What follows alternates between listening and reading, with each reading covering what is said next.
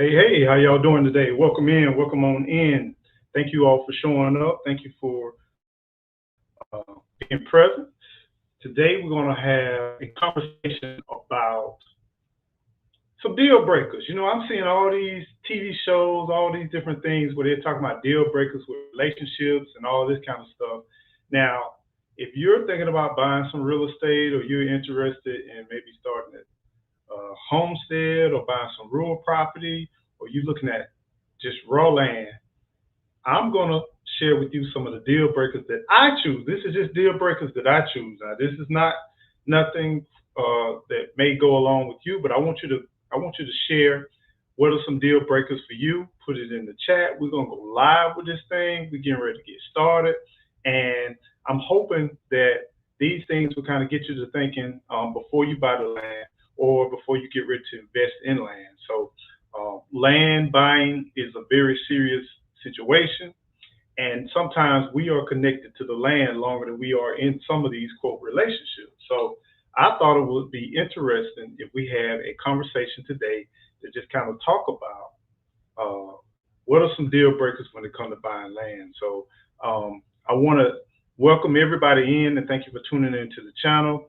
If you like what you're seeing, you're enjoying this conversation, please don't forget to hit the like. Make sure you subscribe if you're not subscribed. For all those subscribers, thank you, thank you, thank you. We have reached the 7,000 mark. Boom, boom, boom. We reached the 7,000. Next goal is to the 10,000, and we're pushing forward. We're moving forward. And thank you all for subscribing. Thank you for supporting the channel, and thank you for everything that you all are doing. And if you can hear me, you can see me before we get started. If you can, put some thumbs up in the chat to make sure that you all can hear me and see me. So before I get started, I just want to make sure you all can hear me and see me. What's up, Nathan? Good to see you. Good to see you. It is 12 o'clock, 12:02 Eastern Standard Time. Here where I am is Central Standard Time, so it is still 11 a.m., 11:02. So good morning, good afternoon, good evening for the replays. Good day.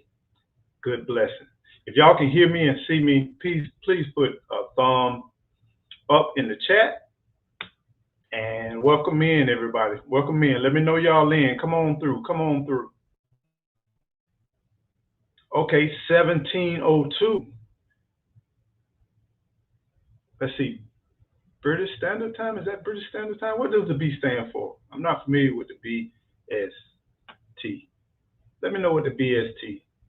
You can tell I'm not well traveled like some of you are. Hope everything's going well. Family man, what's going on? Bless up, bless up. Thank you for tuning in. Thank you for tuning in. I know you're always on the move, but thank you so much for coming on in. Really appreciate it. Thumbs up. You can hear me. You can see me. Awesome, awesome, awesome. So let's see.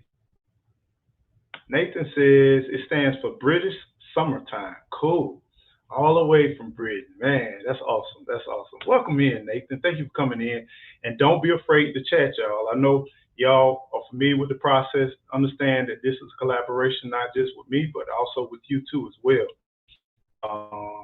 Nathan says it's 1 hour off GMT for the summer. Gotcha. So y'all change on seasonal. Y'all do seasonal changes with time, or is this just standard time? Because I know we do set our clocks forward, spring forward, and fall back 1 hour. Do you all do that too as well? All smoking tea. What's going on? Bless up, bless up. Thank you for coming in. Appreciate you coming in. Thank you for letting me know you in this beautiful chat that we got going on. So let's talk about deal breaker number one. We all talk about deal breakers. Let's talk about the deal breaker number one. Landlocked status. Landlocked status, right? What does that mean? If the land does not have public access to roads or essential services, it can severely limit your access and what you can and what you can't do. There's nothing worse in the world. And let me share another key thing that you'll see. You'll see some good price land with a bunch of acreage.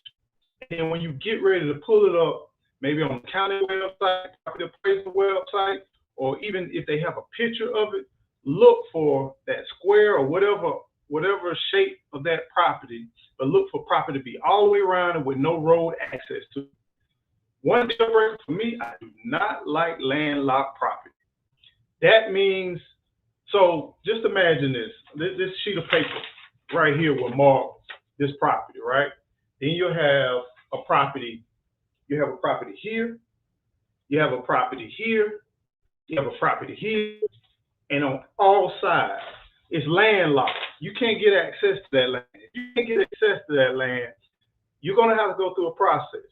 You're gonna have to try to get easements. You're gonna have to try to get the neighboring property owners to give you access, to grant you access. It's a lengthy process. I do not like landlocked property. Now, there are some property, one property we looked at prior to this property that we was getting ready to purchase. It was landlocked, but it had an easement for the main road and the corner half of that property where it went straight down the border of that property directly there. It was recorded in deed, it was notarized, everything was legit, and it wasn't multiple landlocks. It just went through one piece of property. Now, I don't like those situations, but because that one was recorded in deed and it actually had it documented and notarized, I can go for that. The only problem is if you buy land and if it's landlocked and you don't have an easement to that property, you got to go through a process. And sometimes that can get real ugly. You don't want to tie up your money and then have your money in property you can't even get to. I mean, think about it. You can't even get to that property. So that's something to keep in mind. One, that's a definite deal breaker for me. Hey, how you doing, Kathy B? What's going on? Good to see you, Kathy B. Thanks for coming on in. Thank you, thank you, thank you. What's going on? You're listening while working. Well, you enjoy yourself and be careful now.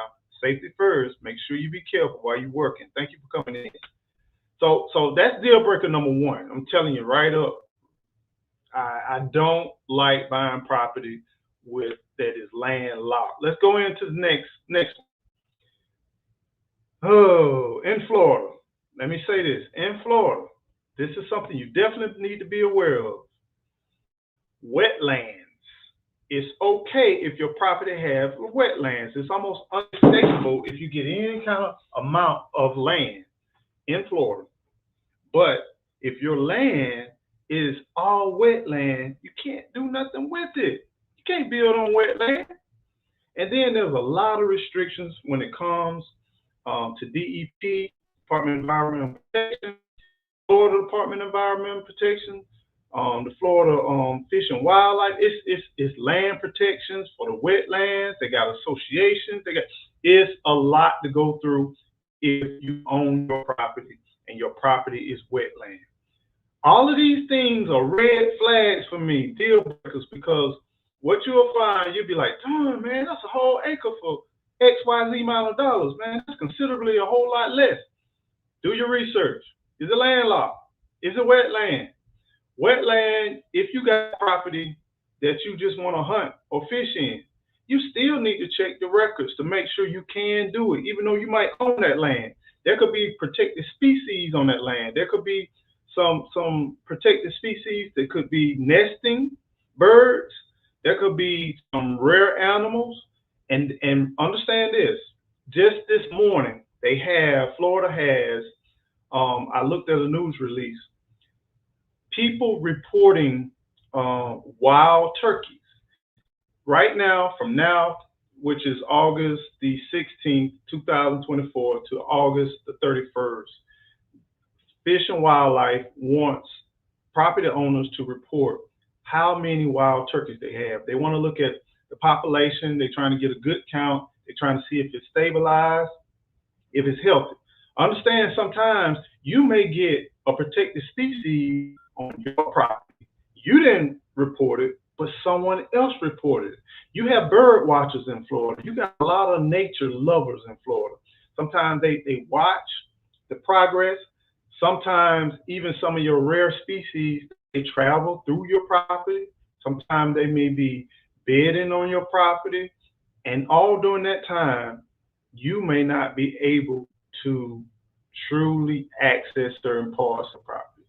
Wetlands be careful. That's a deal breaker for me. If I got my property primarily wetland here in Florida, I don't want to deal with it. There's nothing wrong with having wetlands on your property. Don't get that twisted. But if it's taking up the majority of my property, that's a no. That's a no, no, no to me. Sylvia, how you doing? Good to see you. Good to see you. Family Man says protect the species on that land. Awesome point. Yes. Eagles. Sometimes if you have wetlands, bring all types of animals. I mean, wetlands, they are beautiful. You're going to get a lot of beautiful palms. You're going to get a lot of wetland species. You're going to get a lot of nature. Some people, they buy land just to hunt or just to fish. Just remember, sometimes your goal may be that, but some of that land, do your research, find out if this land, can I hunt, can I access it? And if you can, there may be a situation where you could get a reported species on that land or near that land or crossing that land, or they could be tagged animals. Yes, they track animals. They do tag animals. They do know animal whereabouts. But if we lost a little child, we can't even find them. But anyway, I'm going on to something else. So just keep that in mind. That's a deal breaker. That's the deal breaker number 2. Let's go on to another deal breaker. Another deal breaker for me now. Zoning restrictions. OMG. Zoning restrictions. Did you know that you can own agricultural property and you can have multiple acres, but if it's not directly connected, if you want to open up a country store, or you want to open up a market, or maybe a restaurant, or maybe even have some food trucks or this and that, you may be in violation to the land use. Land use for agriculture is very limited. I thought it was very broad when I first got involved with buying, because we bought agriculture land. But some of the agriculture can be very specific. It could be agriculture, it could be timberland, it could be agriculture, it could be all kinds of different land use under that agricultural title. Now, if it's restrictive like that, you're going to have to change the code. You're going to have to go and request a change. You're going to have to submit a request. That's a lengthy process. And as you all know, the council and different people, they meet once a month. Depends on what size of the county, depends on how big that county. It could be quarterly.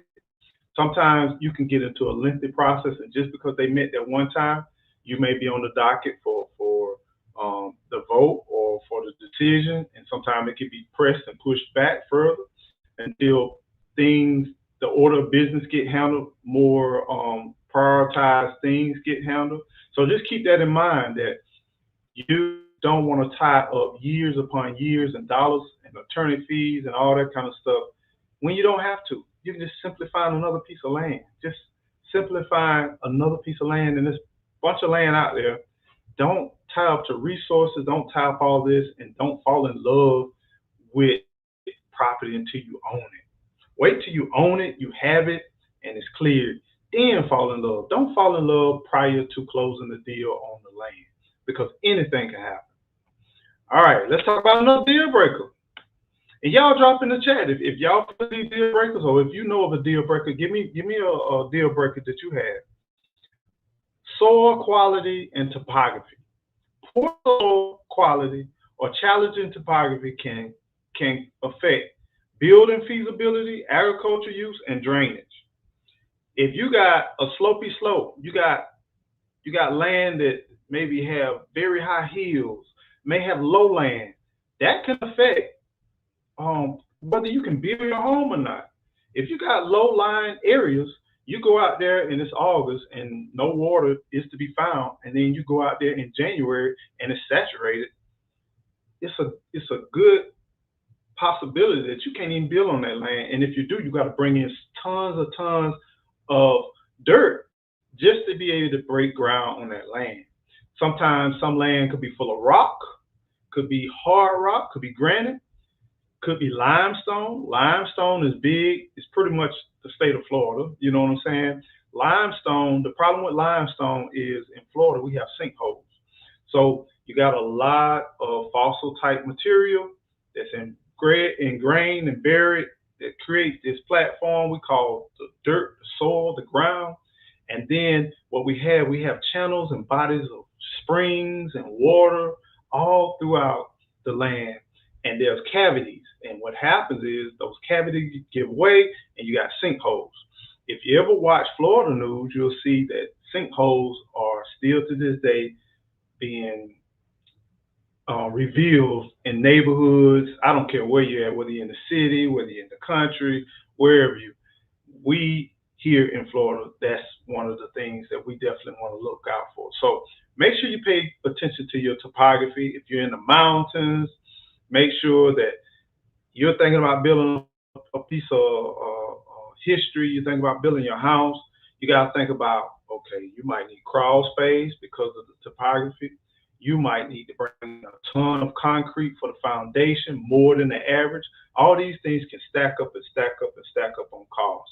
So one of my deal breakers, if the land ain't right for the landscaping, if I got a drop off, I have all this low-lying area, or I have all these uneven places in the land, that's a deal breaker for me because that's nothing but work. I got to take down this big old little small mountain just to even build my structure. Then when I build my structure, the mountain can't be altered too much because of the environment, because drainage, and you want to sit a little bit slightly higher because you want the water to drain away from your foundation. And think about this, if you got a hill or you got a mound, then you need to keep that hill and that mound kind of flat at the top and then have your drop-offs on the edge. So you sit at the top, and then as it drains, the water drains off the roof of your house. You don't want the water to come down and then hit the base of your foundation and then wear down on your foundation. You want that water to flow and flow away from your structure. So if you're on the incline and you got a house here, and just say it's a big old incline, you got a house here, you watch water runs down, guess what happened? The water runs down towards your home. I wish I had something better than this. If I had, like, this is my house, and this is the incline, and the water is coming down here, then water can compromise my foundation with that big old angle with all the water rushing down right there. So water is a big factor when it comes to land and land use, because water is very powerful and water can compromise the integrity of any structure. I don't care what type of material is built. If water can cut through granite and cut through rock. Look at the Grand Canyon, okay? Look at the deserts. You watch what happened with water continuously. Even you go, we have caverns, Florida State caverns, where you watch drops of rain for thousands of years. They have left, cut through rock, cut through all kinds of different things over the years, and you're left with the results. So just keep that in mind. What's going on? Thank you for coming in. OW504. What's up? What's up? What's going on, big man? Thank you for coming in. Appreciate that.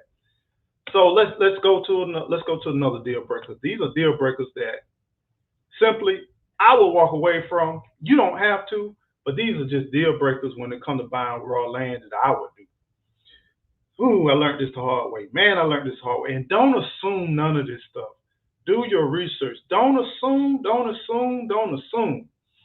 This thing called utilities and infrastructure, the absence of it can be costly. Amen to that and amen to that. Now, when we bought this piece of property, I kind of looked at some things and I really thought I really knew about this and learned about that. But I even had people who told me I didn't even know that. Man, there was a massive power line going across our property. It goes all the way to length down the road. I'm talking about massive telephone lines, electrical lines, all that. But guess what it was? They were transfer lines. I'm thinking I could definitely get access to electricity because the power lines are running directly across my land. So I'm like, power won't be an issue. Electric won't be no issue. I can get electricity, even though we started off grid. We did our grid thing, but we knew long term we were gonna live the modern day convenience just like anybody else. And if we have to go off grid, it's nothing but just a pivot. So we wanted to be diversified with our homestead. We didn't want to be to the part where we solely depended on the grid, but we also wanted to be where Can we make it out here without the grid? And yes, we can. And now we learned that valuable information, but we wanted to get connected. But those transfer lines, they say, you can't tap into transfer lines. So if you have these big old massive lines, the big old telephone lines that just span and go long and far, they are not what they call residential power lines. They are transfer lines. The same thing can go through water. You might think it's water, but it could be a main water that's not for residential use. You could have a gas line. That gas line, you can't tap into the gas line. If you got natural gas on your property, you might have it running somewhere near or close to your property, but it cannot be used for residential. It could be just transferred from pumping natural gas all the way up across the state. You know what I'm saying? So you got to make sure you do your investigative work, find out. Some people, internet is necessary. Do you have the infrastructure? Is there anything in the area? Are they running cable out in your area?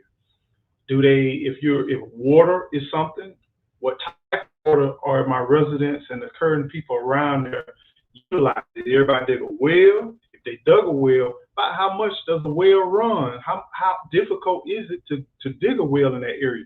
Because just because you might be, for example, when I grew up, there was a place, a little neighborhood that's in my hometown called Rock Hill. And it's the reason why they call it Rock Hill. The price to dig a well in Rock Hill was double the price all around the entire city. So you got to make sure that you know what you're getting into, because you may base a pricing or estimate based on somebody that you know who had just recently got one. You might even be pulling permits and looking at what they paying when you're looking at the permit office. But just understand where you are with your land is more specific to you and your land. Bring somebody out there. Bring an experienced person that is known to be digging wells or septic tanks or what have you in that local area. They can give you a good idea of what you, or the ballpark or estimate of what you'll be spending. Take the time and do your due diligence. Trust me, take the time. What's up, Black Guns? What's going on, man? Good to see you, man. Bless up, bless up, bless up.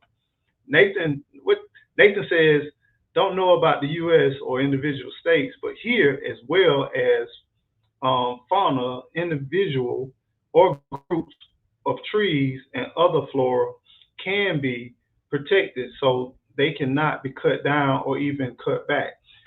Here in Florida, every state is different. Every region is different. One of the protected species are centennial live oak trees. Those are trees that are older than 100 years old.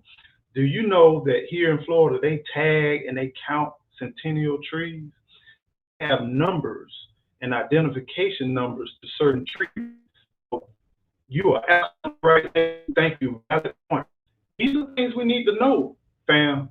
I know you may have, this is the thing we're talking about when you unveiling raw land. For decades and generations, no one cared about that land till you get ready to buy that land. And what typically happens, for example, just say you got a house in a neighborhood. You got this nice house. This house has been built in 1920s, 1930s. It's been sold a few times, but it done housed a few families. And then you get ready to build in 2024, you get ready to buy it in 2024. You just want to do some cosmetics, or maybe you just want to retrofit it back up to current standards. Flag, understand this, be aware. What we had recently was hurricanes. What happens with hurricanes a lot of times, it will change some of the building codes, because every time after people take a look and see what happened during hurricanes, they evaluate what could have been done better, what could prohibit some of this destruction from happening. So what happens is the building codes and the standards become a little bit higher, be a little bit more stringent. And then when you crack the seal on that house that's not new, but it's been there and people been getting away with doing whatever they've been doing, it's brand new. Now going into docket, and they're going to look at it just like it's something brand new, and they're going to evaluate it, and they're going to expect and want you to bring it up to code. And you're going to scratch your head and say, hey, I just got it from a previous owner. They was in there for over 30 years. They never had to do any of that, but you basically took the Band-Aid off the scar, and now they reevaluate the scar, and now they're going to assess it and try to bring you up to code in 2024. So be aware of that. Even if you're not buying raw land, if you buy an existing home, understand you're probably going to adopt some of the things that were overlooked over those years, and you're going to have to be held accountable for that after you purchase your land. So keep that in mind. That's why you want to do your due diligence, get your home inspected, go ahead and pay the extra money, get you a good home inspector, a detailed one, or one that almost going to talk you out of buying that property, because they're going to be so transparent. They're going to tell you every single one, every single issue, every single thing. The only time we did not get a home inspection done is because when we had a new construction bill, we didn't. Otherwise, other times we got a home inspector to come out and look at our property before we purchase the property, because of that very reason. They look for things, they have experience with seeing things that the average person does not see. They know they want their name, their reputation, their brand to stay, and word of mouth is the key. And if they get negative reviews, and if something to disclose and they didn't disclose it, it really hurts their integrity, and integrity is all about their business when it comes to that. That's real. Yeah, Nathan, that thing can get quite painful. So let's go to another deal breaker. All right, here we go. Property taxes and costs like maintenance fees, impact fees. These are some things that some of us, we may not be aware of. You really need to pay attention. If you're buying or you're buying a duplex, or you're buying apartment complex, but when it comes to raw land, look at the taxes. Now, understand this, fam. Please understand this, especially with existing homes. Just say you're buying a homestead, you're buying a nice old farmhouse, and it needs restoring, rebuilding. The price is right, the land is right. Understand your taxes for that first year may be very similar to what you see in the tax. But what you want to look for when you go to the property assessor website, you want to look for what type of tax exemptions did that previous owner have before you buy that property. The reason why I'm saying that is because imagine this. Just say I owned a homestead and I'm selling my homestead. I was a veteran and I was over a certain age. I might have had a disability, or I might even had different things. So all of these different things I can get tax exemption on. So what happens is you go and you buy that piece of property, and they estimate at closing what your property tax is going to be. And then you get a mortgage on this piece of property. And the first year you pay for that mortgage, your mortgage payment and your taxes are all wrapped into that mortgage payment. And then you're paying, just say, $1,500 a month. But the taxes may be $350 a month. I'm just giving the random numbers. But then they go back and they reassess it at the end of that year, and they realize you don't get those exemptions. You're not a veteran. You're not at this age. You don't have certain exemptions, like you don't have a homestead. You haven't filed for homestead exemption and all these different exemptions. Then you find out that now that next year, I'm saying we had to reassess, and you're in arrears. We paid your property tax. We're gonna charge you interest on there, and we're gonna loan you that money, and you're gonna pay for it. So that $350 can turn into $1,600. I mean that $1,500 payment can be $1,600, $1,700, $1,800. And this is the problem that we're facing with a lot of younger adults that are new to buying a home. They're not familiar with that, and they went in at the top of their budget, and they went in just because a lender will lend you don't mean you can afford it. Because understand, you still got to do maintenance, you got to do upkeep, you got to do regular upkeep and different things like that. So that's a big thing. Now let's talk about upkeep and maintenance. A lot of people don't think about raw land, upkeep, and maintenance. Depending on where you buy that land, there's some people that buy land, raw land, in neighborhoods. They always wanted to live in the neighborhood. They like that neighborhood. They just sat on a piece of property and they said, man, I'm going to probably build a nice house in that neighborhood. Now, beware. There are some restrictions, HOAs, there are other things where you got to do maintenance on that land. You got to keep that grass cut if it's grass. You got to keep debris from around around your property.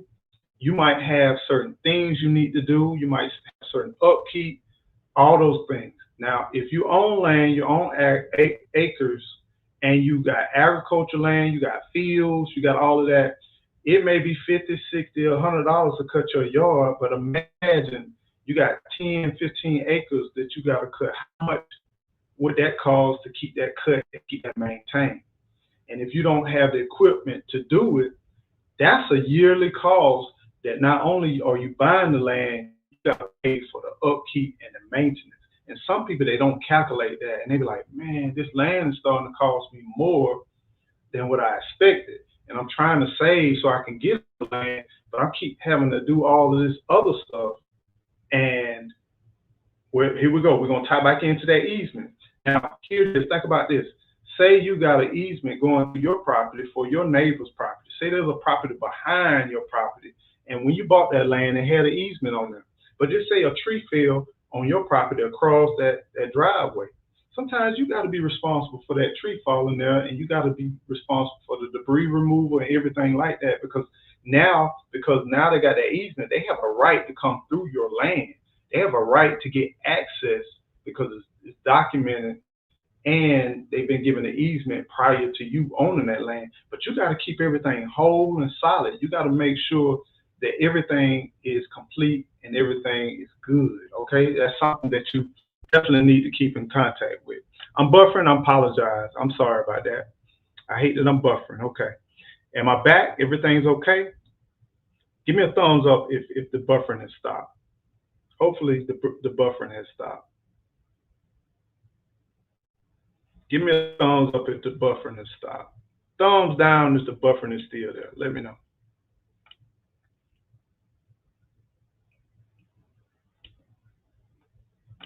All right, let's see. Let's go to our next deal breaker.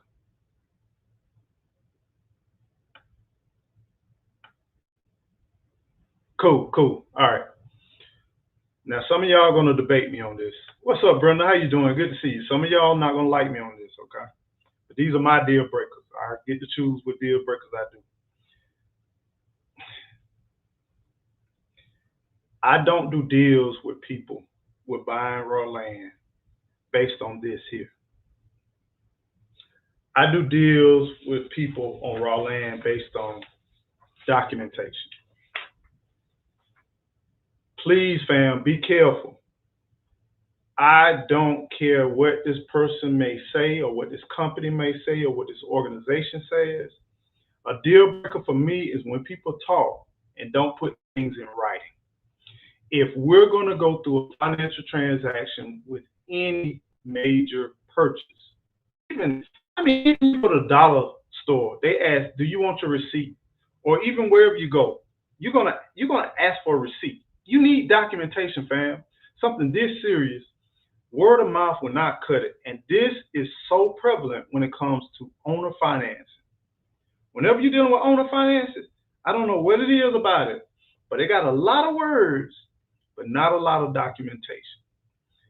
I really don't like owner financing, but I get it. Some of us, we don't have a choice. Our credit may not be good, or we might not have the financial withal being to put down a 20% down payment, or we might not want to tie up so much. I don't know, for whatever reason, people tend to do owner financing when it comes to land. I get it. But I'm telling you, words are nothing. They're empty promises. Words are just like, when someone talks, it's just like a bucket and pouring water in there, it just runs right on through, okay? Please, fam, get it in writing. If someone's talking to me about land, they got a survey, I don't care what kind of copy of a survey, whatever, I need to see a real original, and I need to match it up what's at the courthouse. I need to match up all documents. Everything has to flow. And I hear of so many bad stories. Even my grandmother was affected by word of mouth. My mother was promised a piece of land for a family she worked for all her adult life. And when that particular person passed, took themselves out, the family flipped the script. And the same family that she took care of, matter of fact, the lady that wanted her off the property, she had a disabled child, and my grandmother virtually raised that child, brought that child up from a baby all the way to a functioning adult, right? And the moment she gained access to that property, she said, "Get off. Everybody get off." And my grandmother was caught flat-footed based on a promise, goodwill, good intention, but nothing in writing. And God to be, there's a God. There's a God after that. My uncle, my mom, and everybody were furious. They was upset. How in the world can this be? There's something we can do. There's got to be something to do. And they basically said, "You don't have nothing in writing." It didn't happen. After further research, went down, took a look at the deed, took a look at the property, found out that wasn't that man's property. He had intruded and trespassed and expanded his property past his property line. That land wasn't even deeded a will to no one. The city wasn't even knowledgeable about that land. This is before the GPS mapping system and the tracking system. And it explained it because Native American inhabited that land. And we would have once a year, 3 to 4 months, some Native Americans would be on that piece of property, and they would go out in the woods. I used to talk to them when I was a kid, and they would live off the land. And they had the mindset. This particular group had the mindset: we own no land. Man doesn't own land. All we up there is just sharing the land. So fast forward, all we had to do, our family had to do, was just pay some property taxes and get the property taxes caught up, and my grandmama was granted the land. But it doesn't always end like that, fam. So don't trust words, trust writing documentation. I get it. They warm, they pleasant, good natured. They may even be older in age. They might been well known in the community. They might have been upstanding. You might have known them all your life. Even your grandmama, your mama might have known them. But if they don't have it in writing and they didn't put it in writing, it did not happen. I don't care whether it's on the napkin. I don't care whether it's on something. Get it in writing and get it stamped and get it deed. Get your attorney, whatever you need to do to get that thing official and put it together. I'm just saying. Just think about it, fam. What's up, J3? Ask the law, man. What's going on, my brother? Good to see you. Be safe out there. Yeah, it's crazy, but it's real. And that's a deal breaker for me. If someone get to talking and telling me about this beautiful land, about the beautiful opportunities and what we can and what we should and what we can't do, I get all of that. And my family had this land, and we've been living off this land, and I hate to get rid of this land, but I like you, and I like the fact you got a beautiful family, like your work. They can like all kinds, they can tell you all kinds of stuff, but if it's not in writing, it didn't happen. It simply did not happen. Now, owner financing, make sure they own the land. Owner financing, still in 2024, in metropolitan areas, I got a list of cities, and y'all do your Googling. They are still people who don't own land, but got some official looking documents, some official looking papers. And even the county have given them this land because they, especially in Georgia, please pay attention. They have recorded it and put it in their name, and it wasn't even their property. So understand this. Please understand this. Another thing, in Florida, as long as you got a written deed, you don't have to record it. So you might find some property that's not even recorded in the county. But in Florida, if they got a written deed, you could be out in somebody's yard, and if they got an official written deed and they sign the bottom of it and they sign it over to you, that's your land. That back in the Wild West, that got at gunpoint, all that kind of stuff. These are things that have not changed in years after years after years after years.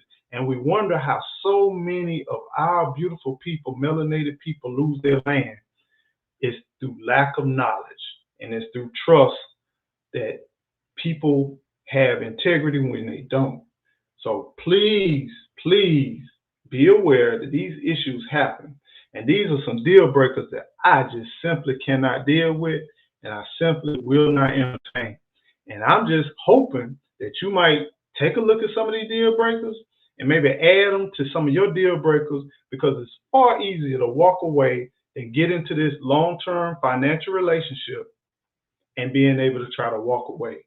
As they used to say, it's cheaper to keep her. Sometimes it ain't. It's better to walk away in these financial transactions, because until you sign a dotted line, until you agree to something, until you make that payment to initiate it, you ain't into nothing. But when it comes to real estate, you don't even have to make a down payment. Most people don't even understand. Here in the state of Florida, you can get into a real estate financial transaction and it could be live without putting out one penny down.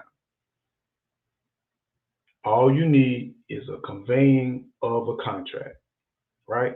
Some people think they do earnest. It's called earnest money or earnest deposit. It just shows that you're serious about it, but it's not required. It's not required at all. So it's so many different hidden things that if you're not upping up on that stuff, people can do things to sleight of a hand. Now, before I leave, I'm shared some of my red flags, walk away moments, my top rejections when it comes to buying raw land. What's up, V Cooper 52? How you doing?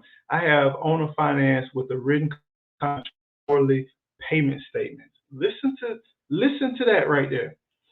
When it comes to owner financing, it has to be in writing. Everything has to be in writing.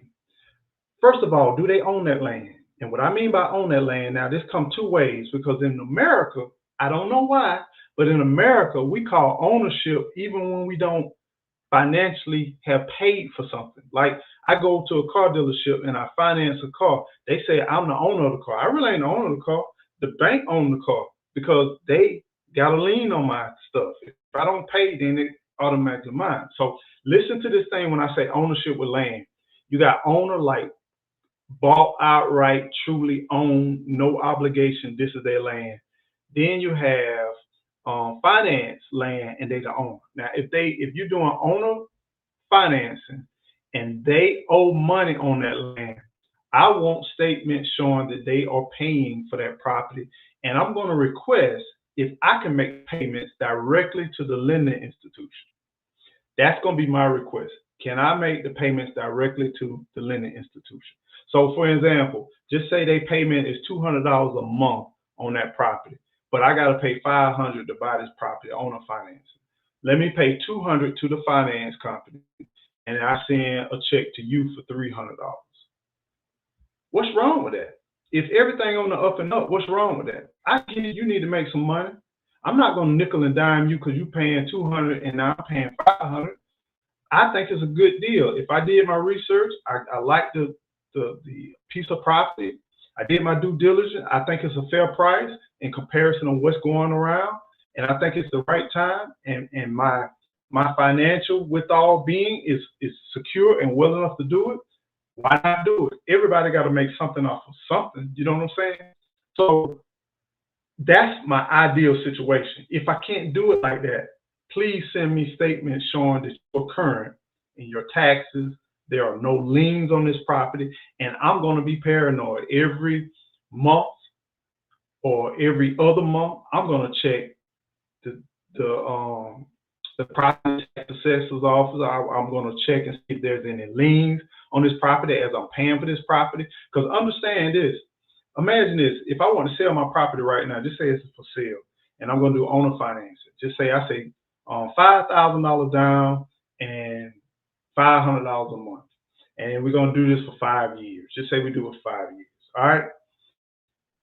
At any time in that relationship, do you not know that I can take out a lien on my property? I can borrow some money. I can take equity out. I can borrow some money on that property. I can do all kinds of different things on that property. I can bring a structure on that property, or I can have some work done on that property and not pay a contractor, and that contractor can take out a lien on my piece of property. I can bring a shed onto my property and be doing a rent to pay, and they could take out a lien on my property. At any time, me as a property owner, I can do whatever I want to with that property. And this is the problem. Sometimes they do this financial transaction, they in good financial standpoint, but then come year 2 and year 3, they get some hard times. They may be out of work, they might got hurt, or the funds might not be right, or there may be a crash and whatever. And they could borrow some money on that property. But understand, when it comes closing time, when it comes to do a title search, you need to do a title search in the beginning of that transaction. And before you close on that property, you need to do another title search, because you want to know that they truly own that land and there's no outstanding liens. Because guess what? Once you do that transaction, complete that transaction, all of the liens that previous owner had, you are held responsible for. So now they can foreclose on your property, they can seize your property, they can do whatever they want to, and you had nothing to do with their transaction. And they may feel like they can't get nothing out of that previous owner, but you brand new, and now there's opportunities, and you don't know what's going on, and you caught flat-footed. I wouldn't tell you this stuff unless I've seen it personally and I've known people who have been affected. And what I'm saying, please be careful. What I would recommend, if you're not in a financial situation, great financial situation, and you got to do owner finance, but at your earliest option, try to get it financed by a third party that has nothing to do with that land. Banks don't want property. Banks don't want houses. They want cash. They want cash moving. They want cash moving and flowing. They don't want property. They want property if they can make some money off the property, right? If it's a financial sound situation, that's the only reason why they want that property. But they don't want property on the books. The government, a lot of people get concerned about taxes. The government don't want property to seize your property. They rather get your taxes and your tax money every year, because that's what keeps the government running. The government don't run off of sitting and collecting and foreclosing on property. They want people paying taxes. So understand, cash is everything. The flow of cash has to move. When cash don't move, when cash becomes stagnated, it becomes an obligation. Then you got maintenance and upkeep, and that's simply what they don't want. Let's see. Are liens against a property a danger too when purchasing? That's any place, that can be dangerous.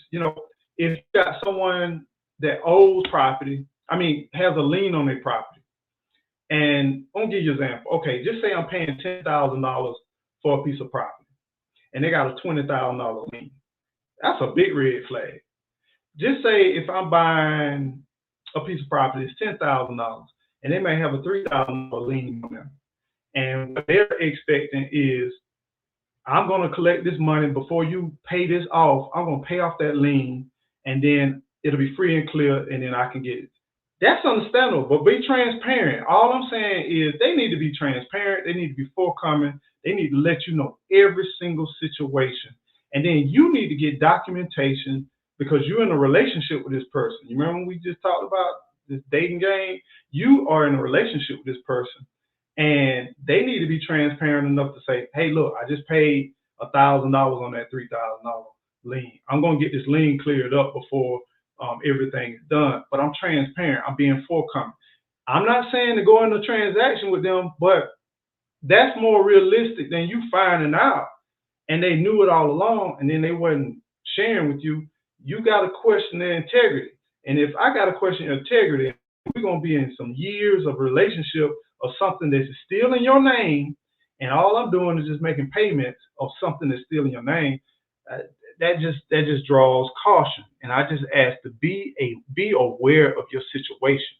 You don't want to be like a lot of these mobile home owners where you sitting on a piece of property, you paying lot rent, you have missed your lot rent, you're paying mortgage on your mobile home, and come to find out the property owners who you paying your lot rent, you haven't missed no payment, they got some shady business going on. They done made some bad investments, and now they done got loans on the property you paying lot rent on, and now they done got liens on this property, and now they got in foreclosure, they done got in bankruptcy and all that stuff, and then now somebody done bought your property that you've been paying diligently on, and they say, I don't want to have no mobile home complex. I don't want to have that no more. Matter of fact, this land could be more valuable. I get rid of all these mobile homes and develop it for whatever, commercial, real estate, whatever. They got that right to do that because that landowner, the one who has that deed in their hand, has total control of what they can do with that piece of property. The beautiful thing about financial institutions is they do this all the time, and they don't want to hurt their credibility. They don't want to hurt, but banks can even go belly under, and sometimes they can do unethical practices with that, even though they shouldn't, but they may do that to keep their self balanced. They might even take a lien out on a piece of property. But one thing I like about the state of Florida, if you do action, even through a lending institution, when you do a transaction with property in the state of Florida, I can't speak for no other state, but in the state of Florida, when you do the transaction, they record the deed in the county office that even if I owe money on this property, even if I borrowed money for this property, they put it in your name, and the lender puts a lien on the property. So the property is changed directly to you, not to the lender, but it's written in your name. That way you can get your utilities. That way you can do, if you need to do logging, you need to do anything. You got the deed in your name, and the lending institution will put a lien on there saying, hey, you owe XYZ amount of money, and until this is paid, we have second rights to this property. So in a nutshell, this is just some things you got to keep in mind.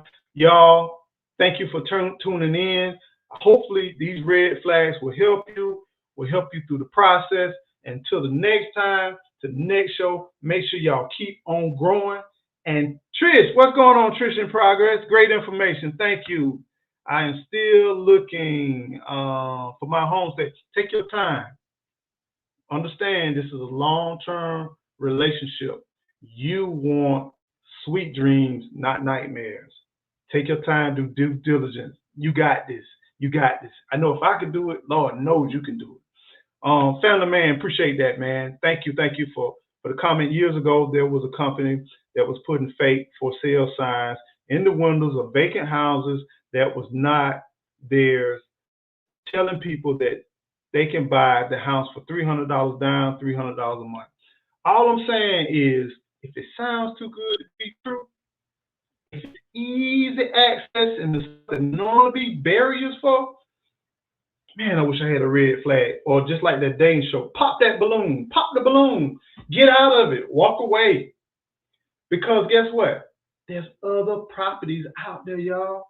That's why you don't fall in love with a property before you get it. Don't fall in love before you get it. That's all I'm saying. So I hope this has been helpful to you all. Thank you for your participation. What's up, Karen? You chime on in. What's going on, Karen? And Thomas, what's going on? BSR, what's going on? Y'all be well and be blessed. And don't forget to keep on growing. Grow. Y'all take care. Have a great weekend, too. It's Friday, y'all. Come on, man. Y'all enjoy yourselves.